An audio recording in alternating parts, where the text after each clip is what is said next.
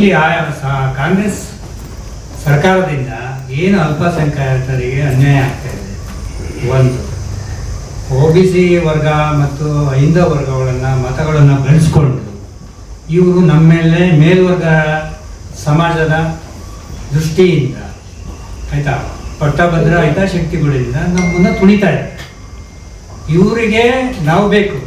OBC 5 ಒಟ್ಟು ಅದು ಅಲ್ಪಸಂಖ್ಯಾತರು ಪರಿಷ್ಠ ವರ್ಗ ಎಲ್ಲ ನಮ್ದು ಬೇಕು 80%. ಆದರೆ ನಮಗೆ ಯಾವುದೇ ಒಂದು ಈ ಸಮಾಜದಲ್ಲಿ ನಿಗಮ ಮಂಡಳಿ ಆಗಲಿ MLCಗಳಾಗಲಿ ಇನ್ನೊಂದಾಗಲಿ 224 ಸೀಟಲ್ಲಿ 225% ನಮಗೆ ಕೊಡಬೇಕು. ಇವರು ಯಾಕೆ ಹಿಂದುಳಿದ ವರ್ಗಗಳಿಗೆ ಕೊಡ್ತಾ ಇಲ್ಲ? ಅಲ್ಪಸಂಖ್ಯಾತರಿಗೆ 1 ಕೋಟಿ ಜನಸಂಖ್ಯೆ ಇದ್ದಾರೆ. ಅಲ್ಪಸಂಖ್ಯಾತರು 90% ಓಟ್ ಹಾಕ್ತಾರೆ ಕಾಂಗ್ರೆಸ್ಗೆ, JDSಗೆ, ಇನ್ನೊಂದಕ್ಕೆ. ಇವರ ವೈಯಕ್ತಿಕ ಇವ್ರ ಪಕ್ಷ ಬೆಳೆಸ್ಕೊಳ್ಳೋಕೆ ಅವ್ರನ್ನ ಬಳಸ್ಕೊಂಡು ಆಮೇಲೆ ಬಿಸಾಕ್ತಾರೆ ಅವರು.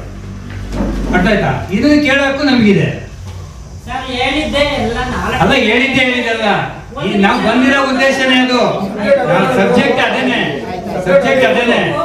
ಮೀಸಲಾತಿಯನ್ನ ಕೊಡೋ ಹಕ್ಕು ಯಾವುದೇ ರಾಜ್ಯ ಸರ್ಕಾರಗಳಿಗೆ ಇಲ್ಲ. ನೀವು ಕೇಳಬೇಕಾದ ಏನಂದ್ರೆ ಸ್ಥಳೀಯ ಸಂಸ್ಥೆಗಳಲ್ಲಿ ಕೇಳಬೇಕು. ನಗರ ಪಾಲಿಕೆ ಆದ್ರೆ ಅವ್ರು ಹೇಳಿದ್ರು ರಾಜ್ಯ ಸರ್ಕಾರ ಮಾಡಬೇಕು ಅಂತ. ರಾಜ್ಯ ಸರ್ಕಾರಕ್ಕೆ ಹಕ್ಕೇ ಇಲ್ಲ. It's a issue of a central government and Lok Sabha Rajya Sabha. ರಾಜ್ಯ ಸರ್ಕಾರ ಮಾಡಕ್ಕಾಗಲ್ಲ. ಸ್ಥಳೀಯ ಸಂಸ್ಥೆಗಳಲ್ಲಿದೆ.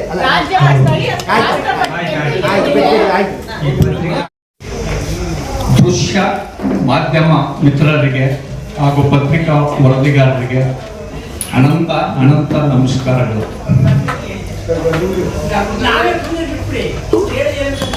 ಈ ದಿವಸ ರಾಷ್ಟ್ರೀಯ ಅಹಿಂದ ಸಂಘಟನೆ ವತಿಯಿಂದ ಮುಖ್ಯವಾಗಿ ನಾವುಗಳು ಸುದ್ದಿಗೋಷ್ಠಿ ಮಾಡುತ್ತಿರುವ ವಿಚಾರ ಏನಂದ್ರೆ, ಕರ್ನಾಟಕ ರಾಜ್ಯದಲ್ಲಿ ಕಾಂಗ್ರೆಸ್ ಪಕ್ಷ 136 ಸ್ಥಾನವನ್ನು ಪಡೆದು ಅಹಿಂದ ಮತಗಳು 75% ಕಾಂಗ್ರೆಸ್ ಪಕ್ಷಕ್ಕೆ ಕೈ ಹಿಡಿದು ಸರ್ಕಾರವನ್ನು ರಚನೆ ಮಾಡಿ ಒಳ್ಳೆ ಆಡಳಿತವನ್ನು ಕರ್ನಾಟಕ ರಾಜ್ಯದ ಎಲ್ಲ ಜನರಿಗೂ ಸರ್ವ ಸಮಾನವಾಗಿ ಸಮಪಾಲನ್ನು ನೀಡುತ್ತಿರುವ ಸನ್ಮಾನ್ಯ ಸಿದ್ದರಾಮಯ್ಯನವರು ಸರ್ಕಾರವನ್ನ ಮುನ್ನಡೆಸಿಕೊಂಡು ಹೋಗ್ತಾ ಇದ್ದಾರೆ.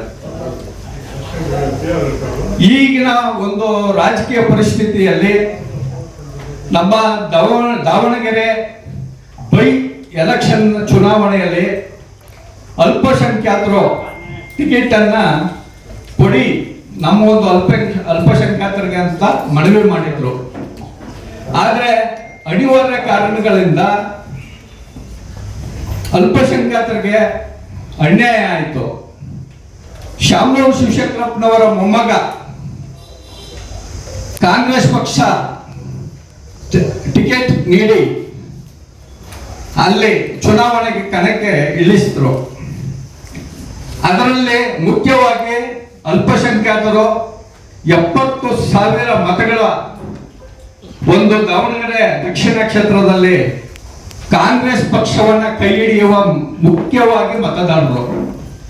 ಅದರಲ್ಲಿ ಅಹಿಂದ 75% ಎಲ್ಲ ವಿಧಾನಸಭಾ ಕ್ಷೇತ್ರಗಳಲ್ಲಿ ಮತದಾರರು ಇರುತ್ತಾರೆ, ಮತ್ತೆ ಜನಸಂಖ್ಯೆನೂ ಸಹ ಇದ್ದಾರೆ. ಅದರಲ್ಲಿ ಪ್ರಮುಖವಾಗಿ ನಮ್ಮ ಅಲ್ಪಸಂಖ್ಯಾತರು ಇಡೀ ಕರ್ನಾಟಕ ರಾಜ್ಯದಲ್ಲಿ 80%, ಮತ್ತೆ ನಮ್ಮ OBC ವರ್ಗ ಹಿಂದುಳಿದ ವರ್ಗ ಅದು 80%. ಆದ್ರೆ ಕಾಂಗ್ರೆಸ್ ಪಕ್ಷ ಅಲ್ಪಸಂಖ್ಯಾತರಿಗೆ ಯಾಕೆ ಅನ್ಯಾಯ ಮಾಡ್ತು, ಇದರ ಬಗ್ಗೆ ನಮ್ಮ ಸುದ್ದಿಗೋಷ್ಠಿ. ಮತ್ತೆ ಕಾಂಗ್ರೆಸ್ ಪಕ್ಷದಲ್ಲಿ ನಮ್ಮ ಹಿಂದುಳಿದ ವರ್ಗವನ್ನ ತುಂಬಾ ಕಡೆಗಣಿಸ್ತಾ ಇದ್ದಾರೆ. ನಮ್ಮ ಮತಗಳನ್ನ ಪಡೆದು ಕಾಂಗ್ರೆಸ್ ಪಕ್ಷ ಇವತ್ತು 5 ವರ್ಷ ಪೂರ್ಣ ಆಡಳಿತ ನಡೆಸಲಿಕ್ಕೆ ಅವಕಾಶ ಮಾಡಿಕೊಟ್ಟು, ಆದ್ರೆ ನಮ್ಮ ಅಲ್ಪಸಂಖ್ಯಾತರ ಬಾಂಧವರಿಗೆ ಟಿಕೆಟ್ ತಪ್ಪಿಸಿ, ಅದರಲ್ಲಿ ಮುಖ್ಯವಾಗಿ ಈ ದಾವಣಗೆರೆ ಚುನಾವಣೆಯಲ್ಲಿ ನಮ್ಮ ಅಲ್ಪಸಂಖ್ಯಾತರ ಲೀಡರ್ಗಳಾದ ಜಬ್ಬರ್ ಖಾನ್ ಮತ್ತು ನಜೀರ್ ಅಹಮದ್ ಇವರಿಬ್ಬರಿಗೆ ರಾಜಕೀಯದಿಂದ ಮುಕ್ತಿ ಮಾಡಬೇಕಂತ ಒಳಸಂಚು ಮಾಡಿ ಕಾಂಗ್ರೆಸ್ ಪಕ್ಷದ ಕೆಲವು ಧುರೀಣರು ತಂತ್ರಗಾರಿಕೆ ಮಾಡಿ ಇವರ ಇಬ್ಬರ ಸ್ಥಾನವನ್ನ ಕಿತ್ತುಕೊಂಡಿದ್ದಾರೆ. ಜೊತೆಗೆ ನಮ್ಮ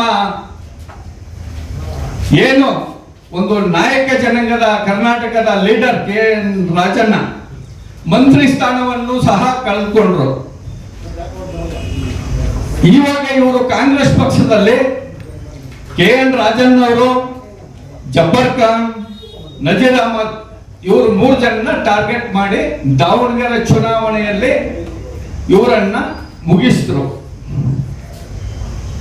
ಶಿವಶಂಕರಪ್ಪನವರ ಮಗ ಸಚಿವ ಮಲ್ಲಿಕಾರ್ಜುನ ರವರು ನಮ್ಮ ಜಮೀರ್ ವಸತಿ ಖಾತೆ ಸಚಿವರಿಗೆ ದಾವಣಗೆರೆಗೆ ಬಂದ್ರೆ ಬರಲಿ, ಬರ್ದೇ ಇದ್ರೆ ಒಳ್ಳೆಯದು ಅಂತ ಪತ್ರಿಕಾಗೋಷ್ಠಿಯಲ್ಲಿ ಇವರು ದಾವಣಗೆರೆಯಲ್ಲಿ ಮಾಡಿದ್ದಾರೆ. ವಸತಿ ಖಾತೆ ಸಚಿವರು ಕೇರಳ ಚುನಾವಣೆಯಲ್ಲಿ ತೊಡಗಿಸಿಕೊಂಡು ವೇಣುಗೋಪಾಲ್ ಜೊತೆಯಲ್ಲಿ ಇದ್ರು ಅವರು. ನಂತರ ಅವರು 1-2 ದಿವಸ ದಾವಣಗೆರೆ ಕ್ಷೇತ್ರಕ್ಕೆ ಭೇಟಿ ನೀಡಿ ಅಲ್ಪಸಂಖ್ಯಾತರ ಮತವನ್ನ ಒಗ್ಗೂಡಿಸಿ ಕಾಂಗ್ರೆಸ್ ಪಕ್ಷಕ್ಕೆ ಹಾಕಿ ಅಂತ ಹೇಳಿದ್ರು. ಆದ್ರೆ ಈ ನಮ್ಮ ಕಾಂಗ್ರೆಸ್ ಪಕ್ಷ ಈ ಅಲ್ಪಸಂಖ್ಯಾತರನ್ನ ಮುಗಿಸುವ ಉದ್ದೇಶದಿಂದ ಈಗಾಗಲೇ ಈ 2 ಅಲ್ಪಸಂಖ್ಯಾತರ ಮುಖಂಡರುಗಳನ್ನ ತಮ್ಮ ಒಂದು ಸ್ಥಾನದಿಂದ ವಜಾ ಮಾಡಿದ್ದಾರೆ. ಇವರು ಹಿಂದ ಮತಗಳನ್ನ ಪಡೆದು ಒಂದ್ ಕಡೆ ಹಿಂದುಳಿದ ವರ್ಗವನ್ನ ಕಡೆಗಣಿಸಿ ಅಲ್ಪಸಂಖ್ಯಾತರ ಮತಗಳನ್ನು ಕಡೆಗಣಿಸಿ ಅಲ್ಪಸಂಖ್ಯಾತರ ಲೀಡರ್ಗಳನ್ನು ದೃಷ್ಟಿಯಿಂದ ಯಾವುದೇ ಒಂದು ಒಳತಂತ್ರದಿಂದ ಕಡೆಗಣಿಸಿದ್ದಾರೆ.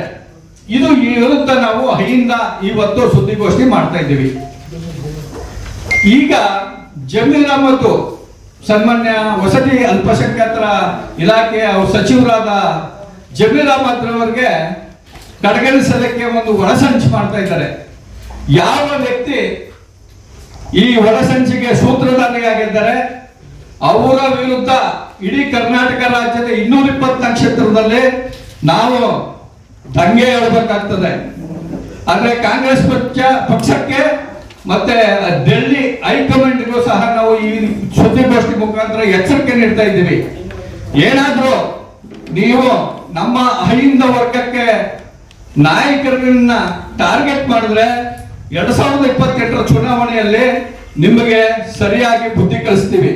75% ಮತದಾರರ ಮತವನ್ನ ನೀವು ಪಡೆದು ಕಾಂಗ್ರೆಸ್ ಪಕ್ಷ ನಮ್ಮ ನಾಯಕರಿಗೆ ನ್ಯಾಯ ಮಾಡ್ತಿದ್ರೆ ನಾವು 224 ಕ್ಷೇತ್ರದಲ್ಲಿ 75% ಮತದಾರರಿದ್ದಾರೆ. ನಿಮ್ಮ ವಿರುದ್ಧ 2028 ಚುನಾವಣೆಗೆ ನಾವು ಕ್ಯಾಂಡಿಡೇಟ್ ಆಗ್ತೀವಿ, ಅಹಿಂದ ಅಂತ ಕ್ಯಾಂಡಿಡೇಟ್ಗಳಾಗ್ತೇವೆ. ನಿಮ್ಮ ಸೋಲಿಗೆ ನೀವೇ ಕಾರಣರಾಗ್ತೀರಿ, ಎಚ್ಚರಿಕೆ ಇರಲಿ. ಆದ್ರೆ ಡೆಲ್ಲಿ ಮಟ್ಟದಲ್ಲೇ ಮತ್ತೆ ರಾಜ್ಯ ನಾಯಕರು ಒಳಸಂಚು ಮಾಡಿದ್ರೆ ನಿಮ್ಗೆ ಕಾದಿದೆ ಹಬ್ಬ 2028ಕ್ಕೆ. ನೀವು 2028 ಚುನಾವಣೆಯಲ್ಲಿ ಸ್ಪರ್ಧಿಸಿದ್ರು ಬರೀ 28 ಸ್ಥಾನ ಗೆಲ್ಲೋದು, ಬರೀ 28 ಸ್ಥಾನ ಗೆಲ್ಲೋದು. ಸನ್ಮಾನ್ಯ ಸಿದ್ದರಾಮಯ್ಯನವರು ಒಳ್ಳೆ ಆಡಳಿತ ಕೊಡ್ತಾ ಇದ್ದಾರೆ, ಅವರಿಗೆ ವಿರುದ್ಧವಾಗಿ ಸಂಚು ಮಾಡ್ತಾ ಇದ್ದೀರಿ. ನಾವು ಮತದಾರರು ಎಲ್ಲವನ್ನ ಸಹಿಸಿಕೊಂಡು ಕೊಡ್ತಿದ್ದೀವಿ. ಪ್ರಮುಖವಾಗಿ ಅಹಿಂದ ಏನು ನಮ್ಮ ಮತಗಳಿವೆ, ನಾವು ಕಾಂಗ್ರೆಸ್ ಪಕ್ಷವನ್ನ ಬೆಂಬಲಿಸಿ ಇಲ್ಲಿವರೆಗೂ ಬಂದಿದ್ದೀವಿ. 2028 ಚುನಾವಣೆಗೆ ನಿಮ್ಮ ವಿರುದ್ಧನೇ ನಾವು ದಂಗೆ ಹೇಳಬೇಕಾಗ್ತದೆ. ನಿಮ್ಮ ವಿರುದ್ಧ ಮತ ಹಾಕಿ ನಾವು ನಮ್ಮದೇ ಆದ ಒಂದು ಅಹಿಂದ ಪಕ್ಷ ಕಟ್ಟಬೇಕಾಗ್ತದೆ. ಇದು ಎಚ್ಚರಿಕೆ ಗಂಟೆಯನ್ನ ಕಾಂಗ್ರೆಸ್ ಪಕ್ಷಕ್ಕೆ ಈ ಸುದ್ದಿಗೋಷ್ಠಿ ಮುಖಾಂತರ ನೀಡ್ತಿದ್ದೀವಿ. ಚುನಾವಣೆ ಹತ್ತಿರಕ್ಕೆ ಬರ್ತಾ ಇದೆ. ಏನು ಈ ಚುನಾವಣೆಯಲ್ಲಿ ವಾರ್ಡ್ ವೈಸ್ ನಾವು ನಮ್ಮ ಕಾಂಗ್ರೆಸ್ ಪಕ್ಷಕ್ಕೆ ನಾವು ಬೆಂಬಲ ಕೊಟ್ಟು ಬಂದಿದ್ದೇವೆ, ಅದು ವಾಪಸ್ ತಗೊಂಡು ನಾವೇ ಕ್ಯಾಂಡಿಡೇಟ್ಗಳಾಗ್ತೀವಿ. ಏನಾದರೂ ನಮ್ಮ ನಾಯಕರು, ಅಲ್ಪಸಂಖ್ಯಾತರ ನಾಯಕರು, ಹಿಂದುಳಿದ ವರ್ಗದ ನಾಯಕರಿಗೆ ನೀವು ಏನಾದ್ರು OBC ನಾಯಕರಿಗೆ ಏನಾದ್ರು ತೊಂದರೆ ಕೊಟ್ಟು ಒಳಸಂಚು ಮಾಡಿ ಅವರ ಪದತ್ಯಾಗ ಮಾಡಿದ್ರೆ ನಾವು ಗ್ರೇಟರ್ ಬೆಂಗಳೂರು ಜಿಲ್ಲಾ ಪಂಚಾಯತಿ, ತಾಲೂಕ್ ಪಂಚಾಯತಿ ಮತ್ತೆ ಕಾರ್ಪೊರೇಷನ್ ಚುನಾವಣೆಗಳಲ್ಲಿ ಬುದ್ಧಿ ಕಲಿಸ್ತೀವಿ. ಕಾಂಗ್ರೆಸ್ ಪಕ್ಷಕ್ಕೆ ಅಹಿಂದ ವತಿಯಿಂದ ಇವತ್ತು ಎಚ್ಚರಿಕೆ ಕೊಡ್ತಾ ಇದ್ದೀವಿ. ಮುಂದೆ ನೀವು ತಪ್ಪನ್ನ ತಿದ್ಕೊಂಡು ನಮ್ಮ ಎಲ್ಲಾ ಕ್ಷೇತ್ರದಲ್ಲೂ ನಮ್ಮ ಅಹಿಂದ ಮತಗಳನ್ನ ಕ್ರೋಢೀಕರಿಸಿ ನಮ್ಮ OBC ಹಿಂದುಳಿದ ವರ್ಗ ಮತ್ತು ಅಲ್ಪಸಂಖ್ಯಾತರು ಮತ್ತೆ ನಮ್ಮ ದಲಿತ ಸಮೂಹಕ್ಕೆ ಅನ್ಯಾಯ ಆದ್ರೆ ನಾವು ನಿಮ್ಮ ಖಂಡಿತ ಸಹಿಸೋದಿಲ್ಲ. ಇದು ಇವತ್ತಿನ ಸುದ್ದಿ. ನಮ್ಮ ಸರ್ಕಾರ ಮಾಡ್ತಾ ಇರ್ತಕ್ಕಂತಹ ಒಳ್ಳೆ ಕಾರ್ಯಗಳಿಗೆ ಒಳಸಂಚು ಮಾಡಿ ಸರ್ಕಾರಕ್ಕೆ ಕೆಟ್ಟ ಹೆಸರು ಬರೋ ತರ ಮಾಡ್ತಾ ಇರ್ತಕ್ಕಂಥವ್ರಿಗೆ ನಮ್ಮ ಈ ಅಹಿಂದಾದಿಂದ ಇದೊಂದು ಸುದ್ದಿ. ದಯವಿಟ್ಟು ಅಹಿಂದಾದಲ್ಲಿ ಅಲ್ಪಸಂಖ್ಯಾತರು, ಮುಸ್ಲಿಂ ವರ್ಗದವರು ಪ್ರತಿಯೊಬ್ಬರೂ ಸಮೇತ ನಮ್ಮ ರಾಜ್ಯದ ಏಳಿಗೆಗೆ ಏನು ಬೇಕು ಅನ್ನೋದ್ರ ಬಗ್ಗೆ ನಾವು ಯಾವಾಗಲೂ ಚರ್ಚೆ ಮಾಡ್ತಾ ಇರ್ತೀವಿ, ಯಾವಾಗಲೂ ಅದರ ಬಗ್ಗೆನೇ ಕಾಳಜಿ ವಹಿಸ್ತಾ ಇರ್ತೀವಿ.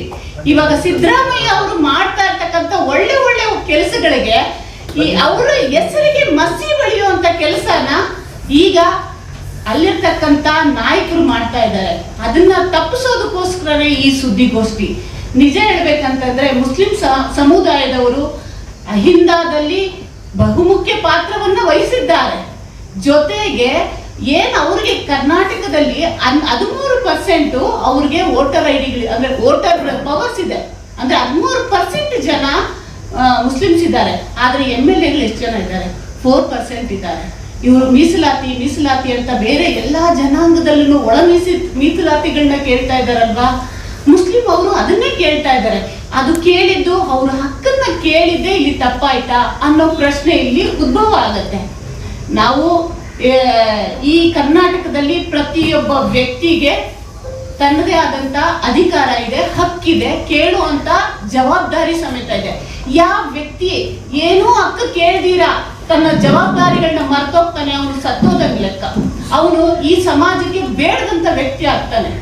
ಅದು ದೃಷ್ಟಿಯಿಂದ ಇಟ್ಕೊಂಡು ಇಲ್ಲಿ ನಾವು ರಾಜಕೀಯ ಅಂತಂದ್ರೆ ಹಿಂದೂ ಮುಸ್ಲಿಂ ರಾಜಕೀಯ ಮಾಡಿ ಎತ್ತಿ ಕಟ್ಟಿ ಕೆಟ್ಟ ರಾಜಕೀಯ ಮಾಡಬೇಕು ಅನ್ನೋ ಉದ್ದೇಶದಿಂದ ಈ ಒಂದು ಸುದ್ದಿಗೋಷ್ಠಿಯನ್ನ ಕರೆದಿಲ್ಲ. ಇಲ್ಲಿ ದಮನಿತರಿಗೆ ಆಗಿರ್ತಕ್ಕಂಥ ಅನ್ಯಾಯನ ತಮ್ಮ ಮುಂದೆಗಡೆ ಕೇಳಲಿಕ್ಕೆ ನಾವು ಬಂದಿದ್ದೀವಿ. ದಯವಿಟ್ಟು ತಾವೆಲ್ಲರೂ ಬೇಕಂದ್ರೆ ಹೇಗೆ ವಿಚಾರಿಸಬಹುದು ಅಂದ್ರೆ ನಿಮ್ಗೆ ಆನ್ಲೈನ್ ಅಲ್ಲಿ ಎಲ್ಲಾ ವಿಷಯಗಳು ಗೊತ್ತಾಗುತ್ತೆ. ಇವಾಗ ಮುಸ್ಲಿಂ ಸಮುದಾಯಕ್ಕೆ ಸೇರಿರ್ತಕ್ಕಂಥವ್ರು ಹಕ್ಕನ್ನ ಕೇಳಿದ್ದು ತಪ್ಪಲ್ಲ, ಅದನ್ನ ಇವರು ಅದ್ರ ಮೇಲೆ ಕಪ್ಪು ಮಚ್ಚೆ ಬರೋ ತರ, ಅದೇ ಒಂದು ದೊಡ್ಡ ಇಶ್ಯೂ ಆಗೋ ತರ ಇಲ್ಲಿ ಕಾಂಗ್ರೆಸ್ ಅಲ್ಲಿ ಅದನ್ನೇ ಒಂದು ದೊಡ್ಡ ಇಶ್ಯೂ ಮಾಡಿ ಭುಗಿಲೆದ್ದು ಕಾಂಗ್ರೆಸ್ ಒಡೆಯುವಂತ ಸಂಚನ ಮಾಡ್ತಾ ಇದ್ದಾರೆ ಅಂತ ನನ್ನ ಉದ್ದೇಶ. ದಯವಿಟ್ಟು ಇದರಲ್ಲಿ ನಮ್ಮ ಏನು ಹಿಂದುಳಿದ ಸಂಘದವ್ರು ಏನಿದ್ದಾರೆ ಅವರೆಲ್ಲರನ್ನ ಅದೇ ನಮ್ಮ ಕೈಲಿ ಆಗೋದನ್ನ ನಾವು ಮಾಡೋಣ.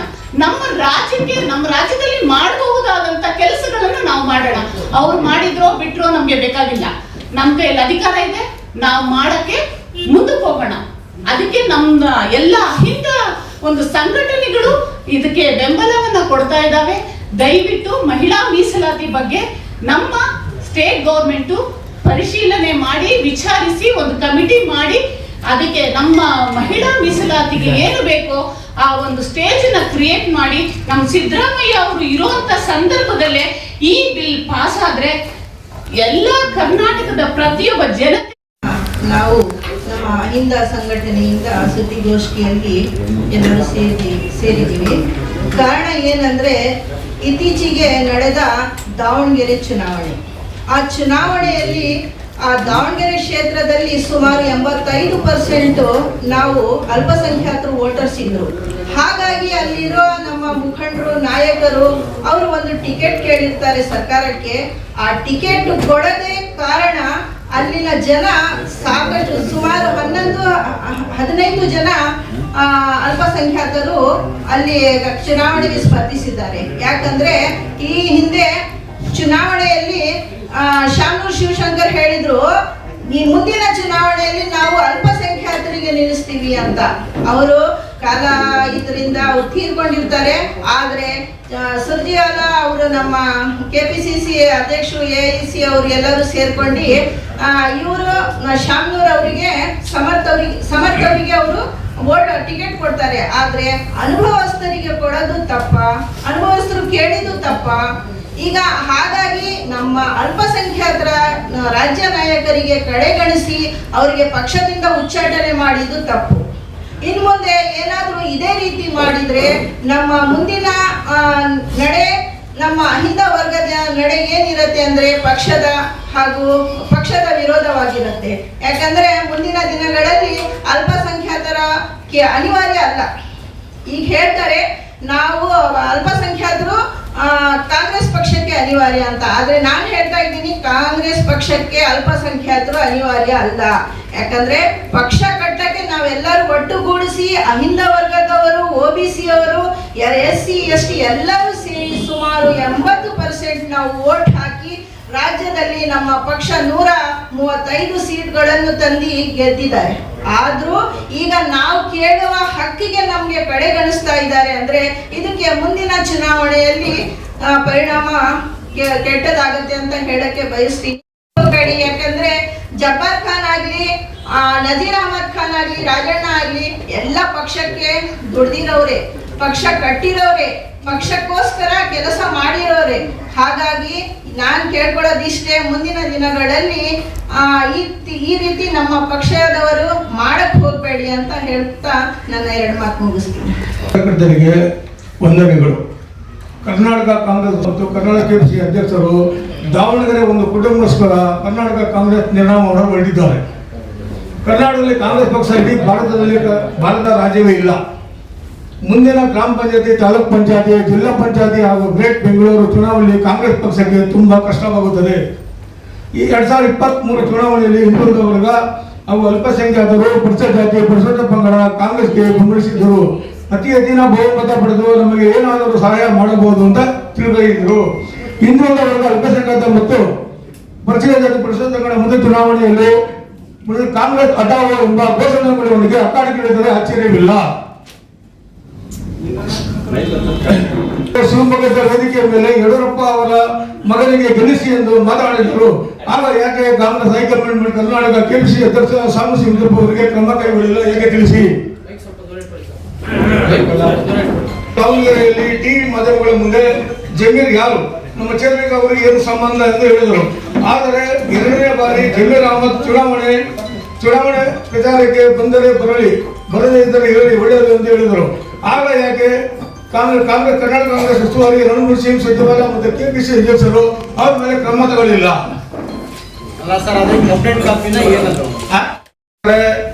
ಮತ್ತೆ ನಮ್ಮ ನಜೀರ್ ಅಹಮದ್ ತೆಗೆದಾಕಿದ್ದಾರೆ. ಮತ್ತೆ ಈಗ ವಸತಿ ಸಚಿವರಾದ ಜಮೀರ್ ಅಹಮದ್ ಅವರನ್ನ ಟಾರ್ಗೆಟ್ ಮಾಡ್ತಾ ಇದ್ದಾರೆ. ಇದೇ ರೀತಿ ಕಾಂಗ್ರೆಸ್ ಸಚಿವಾಲಯ ಆಗಲಿ, KPC ಅಧ್ಯಕ್ಷರಾಗಲಿ ಈ ತರ ಮಾಡಿದ್ರೆ ಮುಂದಿನ ಪರಿಣಾಮ ಎದುರಿಸಬೇಕಾಗುತ್ತೆ ಅಂತ ನಮ್ಮ ಅಹಿಂದ ವರ್ಗದಿಂದ ಎಚ್ಚರಿಕೆ ಕೊಡ್ತಾ ಇದ್ದೀವಿ. ರಾಷ್ಟ್ರೀಯ ಅಹಿಂದ ಸಂಘಟನೆ ನಿರ್ದೇಶಕರು, ರಾಜ್ಯ OBC ಘಟಕ ಬೆಂಗಳೂರು, ರಾಷ್ಟ್ರೀಯ ಅಧ್ಯಕ್ಷರು ಮುತ್ತಣ್ಣ ಶಿವಳ್ಳಿ ಹಾಗೂ ರಾಜ್ಯ ಅಧ್ಯಕ್ಷರು ಮೋಹನ್ ಅವರಿಗೆ ನಾವೆಲ್ಲ ಸೇರಿಕೊಂಡು ಅಹಿಂದ ಬಗ್ಗೆ ಹೋರಾಟ ಮಾಡ್ತಾ ಇದ್ದೀವಿ. OBC ಬಗ್ಗೆನೂ ಹೋರಾಟ ಮಾಡ್ತಾ ಇದ್ದೀವಿ. ನಮಗೆ ಕಾಂಗ್ರೆಸ್ ಸರ್ಕಾರದವರು OBC ಮತ್ತು ಅಹಿಂದದವರಿಗೆ ಅನುಕೂಲ ಮಾಡಿಕೊಡ್ಬೇಕು, ರಾಜ್ಯ ಮಟ್ಟದಲ್ಲಿ ನೆಗ್ಲೆಕ್ಟ್ ಮಾಡಬಾರ್ದು ಅಂತ ನಮ್ಮಲ್ಲಿ ವಿನಂತಿ ಮಾಡ್ಕೊತೀವಿ. ರಾಷ್ಟ್ರೀಯ ಅಹಿಂದ ಸಂಘಟನೆ ಸುದ್ದಿಗೋಷ್ಠಿ ನಡೀತಾರೆ. ನಾನು ಹೇಳಕ್ಕಿರ್ತಿರೋದು ಒಂದೇ ಸಣ್ಣ ಪಾಯಿಂಟ್ ಅಷ್ಟೇ, ಮಹಿಳಾ ಮೀಸಲಾತಿ ನಮಗೆ ಬೇಕು. ಯಾಕೆ ಕೇಂದ್ರದಲ್ಲಿ ಅವೈಜ್ಞಾನಿಕವಾಗಿ ಏನ್ ಮಾಡಕ್ ಹೊರಟಿರೋ ಅದು ನಮಗೆ ಬೇಡ. ನಮ್ಮ ಸರ್ಕಾರ ಮಾಡ್ಬೋದಲ್ವಾ, ಮಹಿಳಾ ಮೀಸಲಾತಿ ಕೊಡ್ಲಿ. ಮುಂದಿನ ಗ್ರೇಟರ್ ಬೆಂಗಳೂರು ಚುನಾವಣೆಯಲ್ಲೂ ಕೂಡ ನಮಗೆ ಮಹಿಳೆಯರಿಗೆ ಮೀಸಲಾತಿಯನ್ನ ಕೊಡ್ಲಿ. ಯಾಕಂದ್ರೆ ಸರ್ಕಾರ ಬರಕ್ಕೆ ಮಹಿಳೆಯರ ಪಾತ್ರ ಬಹಳ ಮುಖ್ಯ ಆಗಿರುತ್ತೆ.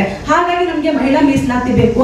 ಹಾಗೆ ನಮ್ಮ ಅಲ್ಪಸಂಖ್ಯಾತ, ಪರಿಶಿಷ್ಟ ಜಾತಿ, ಪರಿಶಿಷ್ಟ ಪಂಗಡದ ನಾಯಕರ ಮೇಲೆ ಏನು ನಡೀತಾ ಇದೆಯಲ್ಲ ಟಾರ್ಗೆಟ್ ರಾಜಕಾರಣ, ಅದು ನಿಲ್ಲಿಸಬೇಕು ಅಂತ ನಾವು ಈ ಮೂಲಕ ಕೇಳ್ಕೊಳ್ತಾ ಇದೀವಿ. ಯಾಕಂದ್ರೆ ಸರ್ಕಾರ ಬರಕ್ಕೆ 75ಕ್ಕಿಂತ ಹೆಚ್ಚು ನಮ್ಮ ಅಹಿಂದ ಮತಗಳೇ ಬೇಕಾಗಿರುತ್ತೆ. ಈಗ ನಮ್ಮ ನಾಯಕರುಗಳನ್ನ ತುಳಿಯಂತ ಪ್ರಯತ್ನ ನೀವು ಯಾಕೆ ಮಾಡ್ತಾ ಇದ್ದೀರಾ? ಇದನ್ನ ಅಹಿಂದ ಸಂಘಟನೆ ಯಾವ ಕಾರಣಕ್ಕೂ ಸಹಿಸಲ್ಲ. ಮುಂದೆ ದೆಹಲಿ ಮಟ್ಟದಲ್ಲಿ ನಾವು ಇದಕ್ಕೆ ಹೋರಾಟವನ್ನ ಮಾಡ್ತೀವಿ ಅಂತ ಈ ಮೂಲಕ ನಾನು ಕೇಳ್ಕೊತಾ ಇದ್ದೀನಿ. ಧನ್ಯವಾದ.